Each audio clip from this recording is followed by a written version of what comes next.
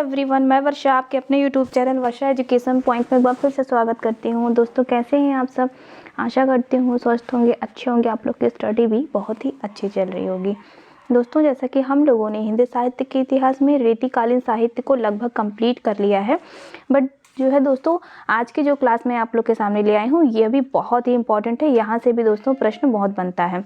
वैसे मैंने आप लोग को रीतिकालीन के महत्वपूर्ण कवियों के बारे में एक एक करके अच्छे से बताया हुआ है और सबकी रचनाएं भी बताई हुई हैं, पर दोस्तों यहाँ से भी प्रश्न बनता है कि रीतिकाल का ये जो है मतलब प्रबंध काव्य कौन सा है, कौन सा मुक्तक काव्य है, या कौन सा नाटक है, या रीतिकाल के प्रमुख सूफी कवि कौन है। तो वो सब जो है दोस्तों बहुत ज़्यादा यहाँ से भी कन्फ्यूजन क्रिएट हो करता है। चूँकि जैसे देखिए आप लोग, जैसे मैं यहाँ पे आप लोग को बताई हूँ कि चिंतामणि, ठीक है, चिंतामणि के बारे में मैंने आप लोग को बताया, उनकी कम से कम 7 से 8 रचनाएं हैं, वो भी कराया है, बट उनमें से भी जो है दोस्तों कौन सा प्रबंध काव्य है, कौन सा मुक्तक काव्य है, ठीक है, यहाँ से भी प्रश्न बनता है। तो आज की क्लास में दोस्तों सारे कन्फ्यूजन आप लोग के दूर हो जाएंगे।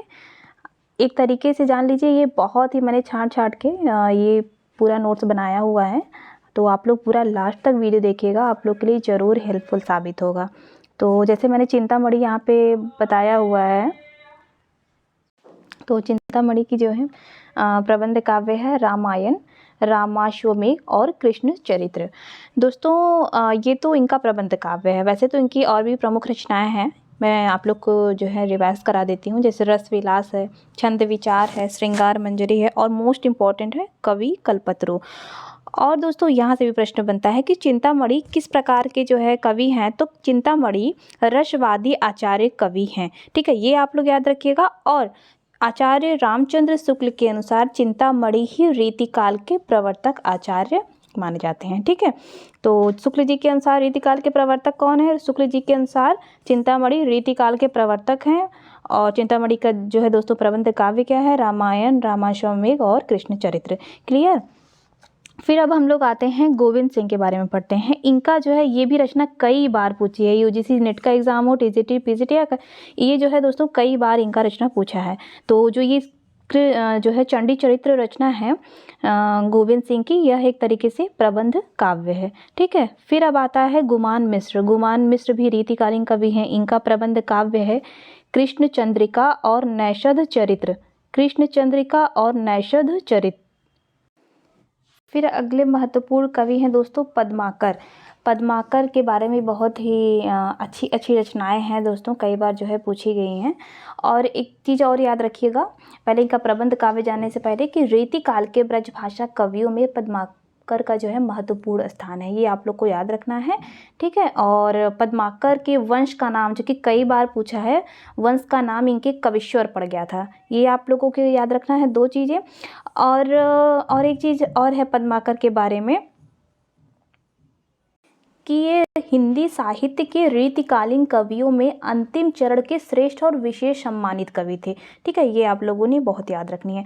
और इसके बाद इनकी जो है ये प्रबंध काव्य हम लोग देख लेते हैं कि हिम्मत बहादुर विरुदावली, ठीक है, हिम्मत बहादुर विरुदावली पद्माकर का जो है यह प्रबंध काव्य है। और इनका जो है दोस्तों यह जो है प्रबंध काव्य वीर रस प्रधान जो है एक तरीके से याद रखिएगा। और पद्माकर की और भी महत्वपूर्ण रचनाएं जगद विनोद हैं, प्रबोध पचाशा हैं, कली पचीसी है, राम रसायन है, और पद्माभरण जो कि अलंकार ग्रंथ है, ठीक है, पद्माभरण अलंकार ग्रंथ है। और इनका प्रबंध काव्य क्या है? हिम्मत बहादुर विरुदावली, ठीक है। तो अब अगला क्या है? अगले महत्वपूर्ण कवि हैं ग्वाल। इनके प्रबंध काव्य को हम लोग देख लेते हैं, कि जैसे हमीर हठ, विजय विनोद, गोपी पचीसी, ठीक है, ये जो है ग्वाल की प्रबंध काव्य कृतियाँ हैं। फिर है ब्रजवासी दास। ब्रजवासी दास का प्रबंध काव्य है ब्रज विलास, बहुत बार जो है दोस्तों ये भी पूछा हुआ है। फिर लाल कवि की रचनाएं भी बहुत बार पूछी गई हैं। छत्र प्रकाश और विष्णु विलास, ये दोनों जो है लाल कवि का प्रबंध काव्य है, ठीक है। अब हम लोग अगले महत्वपूर्ण कवि के बारे में पढ़ते हैं कुलपति मिश्र।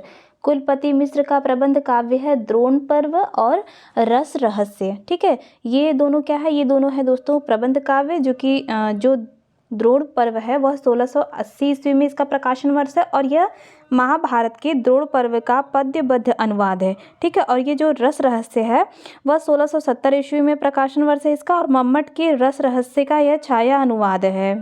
और दोस्तों आपको कुलपति मिश्र के बारे में ये जानना है कि कुलपति मिश्र रस ध्वनिवादी आचार्य थे।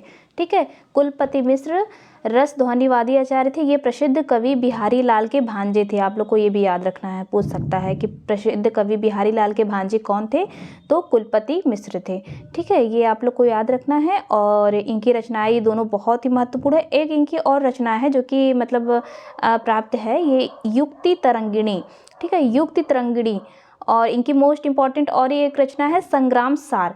संग्राम सार बहुत बार पूछा है, द्रोण पर्व और रस रहस्य तो पूछा है, लेकिन ये द्रोण पर्व रस रहस्य प्रबंध काव्य है। ठीक है, आप लोग को ये याद रखना है। फिर है अगला कि रीतिकाल के प्रमुख नाटक के बारे में हम लोग देख लेते हैं कि रीतिकाल के प्रमुख नाटक कौन कौन से हैं। तो जो है देव के बारे में देखते हैं कि जो है दोस्तों आप लोग अगर मेरे चैनल पे नए आए होंगे तो जाके जो है रीतिकाल का मैंने प्लेलिस्ट बनाया है, वो पूरा आप जाके देख लें। वहाँ पे सारे कवियों के बारे में मैंने आप लोग को अच्छे से बताया हुआ है। ठीक है, आज की क्लास में सिर्फ मैं छाँट के दोस्तों जहाँ से एक नंबर का प्रश्न बनता है कि वो मैं आप लोग को इस क्लास के माध्यम से करा रही हूँ।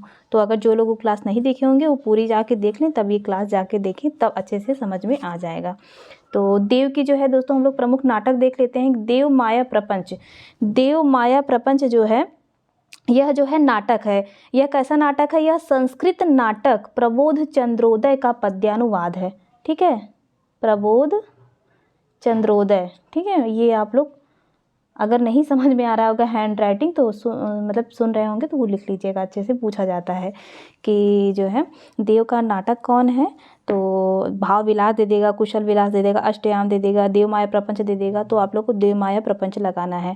और इसमें ये भी याद रखना है कि यह संस्कृत नाटक प्रबोध चंद्रोदय का पद्यानुवाद है। ठीक है, बहुत ही इंपॉर्टेंट पॉइंट जो है दोस्तों आज मैं बता रही हूँ आप लोग को, बिल्कुल अच्छे से समझने की कोशिश कीजिएगा। फिर है ब्रजवासी दास। ब्रजवासी दास का जो है दोस्तों नाटक है प्रबोध चंद्रोदय। ब्रजवासी दास का नाटक है प्रबोध चंद्रोदय।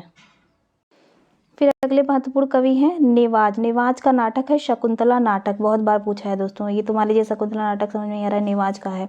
तो फिर है अगला सोमनाथ। सोमनाथ का नाटक कौन है, माधव विनोद नाटक। और जसवंत सिंह का प्रबोध चंद्रोदय नाटक। तो दोस्तों इस प्रकार से सोमनाथ को भी हम लोग पढ़ ली कि सोमनाथ के जो है नाटक कौन है, माधव विनोद नाटक। और रीतिकाल के प्रमुख नाटकों में जसवंत सिंह का भी है प्रबोध चंद्रोदय नाटक। अब देखिए, अब आप लोग कंफ्यूज मत होइएगा। ठीक है, तो कंफ्यूज इसलिए नहीं होगा क्योंकि जसवंत सिंह जो थे वो प्रबोध चंद्रोदय नाटक का अनुवाद ब्रज भाषा में पद्य अनुवाद किए थे। ठीक है, तो आप लोग ये भी याद रखिएगा। जैसे मैंने आप लोग को बताया अभी ऊपर कि देव का है देव माया प्रपंच, ये नाटक है। ठीक है, ये कैसा है, यह संस्कृत नाटक प्रबोध चंद्रोदय का पद्यानुवाद है। ठीक है, ये भी है। और जसवंत सिंह का भी है प्रबोध चंद्रोदय नाटक का इन्होंने ब्रजभाषा में पद्य अनुवाद किया था। ये आप लोगों को याद रखना है। फिर है अब रीतिकाल के प्रमुख रीति काव्य। रीतिकाल के प्रमुख रीति काव्य तो राम सहाय राम का है राम ससई और ककहरा। फिर अगले हैं महत्वपूर्ण कवि दीनदयाल गिरी। दीनदयाल गिरी का रीति काव्य कौन सा है, अन्योक्ति कल्पद्रुम और एक है दोस्तों दृष्टांत तरंगिणी। ठीक है, वो मैंने यहाँ नहीं लिखा है, आप लोग लिख लीजिएगा। दीनदयाल गिरी का प्रमुख रीति काव्य है अन्योक्ति कल्पद्रुम और दृष्टांत तरंगिणी। ठीक है, और ये वृंद का जो है महत्वपूर्ण रीति काव्य वृंद सतसई। ठीक है, ये रीति काव्य है।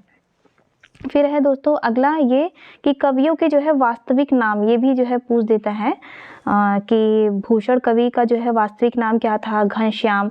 बोधा का वास्तविक नाम क्या था, बुद्धिसेन था। वृंद का वास्तविक नाम वृंदावन था। और देव का वास्तविक नाम देवदत्त था। रसलीन का वास्तविक नाम सैयद गुलाम नबी था। और रसनिधि का वास्तविक नाम पृथ्वी सिंह था। रसनिधि के बारे में दोस्तों मैंने आप लोग को कल की क्लास में जो है बताया था कि रसनिधि का वास्तविक नाम पृथ्वी सिंह है और ये जो है दतिया राज्य के बरौनी इलाके के जागीरदार थे। इनका संबंध धामी संप्रदाय के प्रवर्तक प्राणनाथ स्वामी से था। ये आप लोग को याद रखना है, कल की क्लास में ही मैंने आप लोग को ये कराया था। तो कवियों में जो है दोस्तों ये भी पूछता है इनके वास्तविक नाम को भी, तो आप लोग एकदम रट जाइएगा।